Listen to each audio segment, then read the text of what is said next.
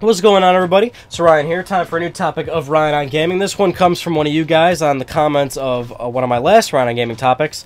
This one comes from WelshJ74. Pretty long comment. It says, Ryan, it's great to see more vids coming from your channel. Keep up the good work. Thank you. Thank you so much for watching. A good topic is, why do you think games get a date, then delay for half a year? Example, Arkham Knight was supposed to come out October, November this year, then delayed for half a year. I think the devs know the game ain't ready for the first date, so they give us a certain date, a trailer, to see if there's hype for the game and shit. Load of pre-orders. If there are a load of pre-orders and interest, they delay the game to make the game more awesome. If there ain't much interest in the game, the devs won't delay the game and release a broken, mediocre game. It's all down to the money because it's cost thousands to make an awesome AAA game. So the devs announce a game with a release date knowing that the game won't release on that date just to see if, you know, it's like, and then it goes on and on. And I responded to your comment saying that that is definitely not how delays work in the games industry. Like, that is nowhere near close to right. Not to offend you in any way, but then you said, you know, okay, we'll make a video, so I am making a video. So, with game delays, your idea of thinking is very, not to offend you, but conspiracy-like, you know, very propaganda-like. Like, that is totally not how it works. You said it yourself. You understand that, you know, big AAA games are multi-million-dollar projects, and they don't delay them or release them based on something as silly as that. Like, you know, certainly pre-orders and stuff like that are considered, but not, you don't like gauge general interest and then kind of like, you know, decide from there, oh, let's delay the game or whatnot, make it more awesome so people get more hyped up or something. Oh, no one cares, so let's just release it right now. That's not how it works at all. Delays have a very valid reason, and it seems like you have a general idea of that, which is that, you know, sometimes when games are delayed, they're delayed because they need more time. The big thing about the games industry, a lot of developers and publishers will tell you, the big thing is deadlines. Developers have tons of deadlines. It's a big thing in the games industry. You got to figure how many elements go into creating a video game. Game design, level design, graphics, assets, motion cap, voice acting. There's so many elements of a game that need to be done within a certain amount of time, and that's why games, especially AAA games, take years and years and years to create.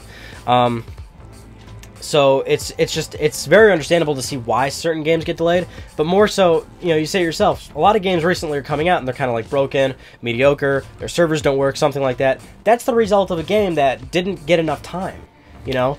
And that'll be a separate topic about, you know, like, you know, mediocre games coming out and them not working right, but when a developer delays a game, it's more than likely because they do need more time to optimize it, make it better, and whatnot.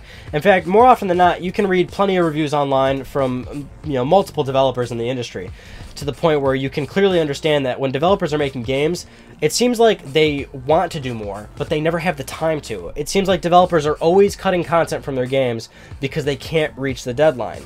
You know, they have all sorts of ideas they want to do, all sorts of levels they want to do, certain guns they want to put in the game, certain features they want to put in the game.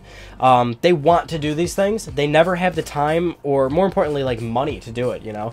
So there, you know, you can read tons of interviews of developers telling them, you know, telling people like, we really wanted to do some cool stuff, but we had to take it out to reach that deadline. And you gotta figure they're taking all this apparently, you know, quote unquote cool stuff out, which we've never been able to play in all these years of playing video games.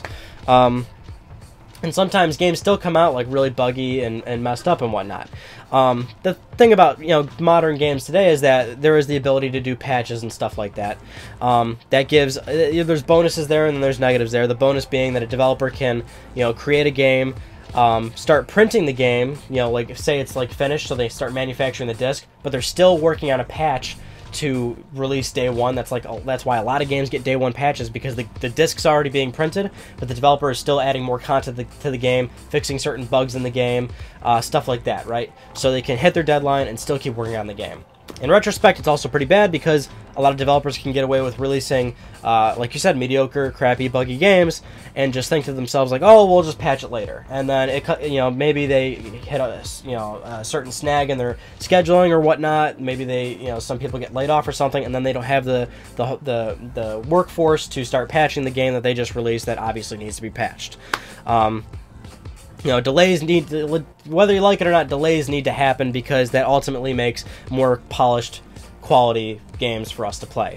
So it's not some sort of weird propaganda thing. They do need to happen. The closest thing I can think of to what you're kind of referring to is there's totally plenty of examples where a game will say, like, definitely on track to hit its release date, but say the it's going to be releasing in like a certain time frame, a certain month, a certain season, where there's a lot of games coming out, maybe a lot of games that are the same genre of the game that's being released. So the publisher will recommend, like, okay, well, let's release a different quarter, let's release a different season, a different month, so we don't have so much competition during retail, so we can possibly sell more copies of the game.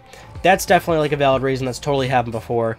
A big example is, back last generation, PS3, 360, a lot of shooters back then, and there was plenty of shooting games from developers and publishers, and they would say, okay, well, it's going to be on track for this date, but we should probably push it a month forward, maybe release it a month earlier or something, so it's not in such a heated month of heavy like shooter releases. You know what I'm saying? That totally happens. There is like marketing stuff too, if a game like is seeing low pre-orders, I don't think they would necessarily delay it, but that, would tell the publisher, we need to get more marketing into this game, we need to do more interviews with publications, get some news stories going, let the press know about our game, show up at E3, get a booth, build up some real momentum for our game. But not to the point where you're like thinking it's like some sort of weird conspiracy.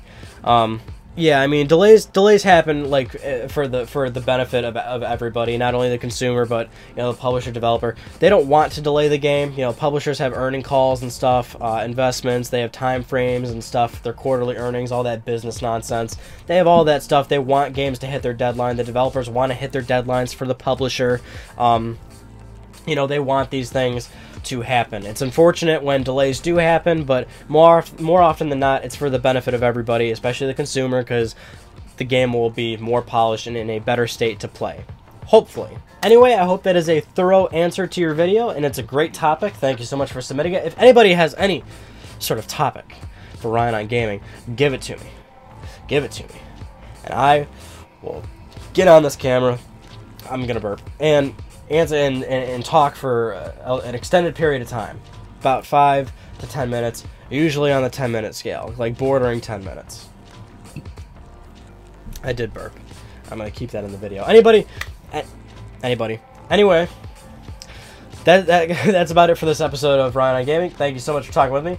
I'll see you guys in my next video. I'm so used to like the LTPS like outro thing. I gotta do some sort of set thing here. It's a different video series. I gotta do something different.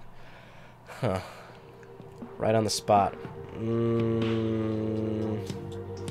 See ya.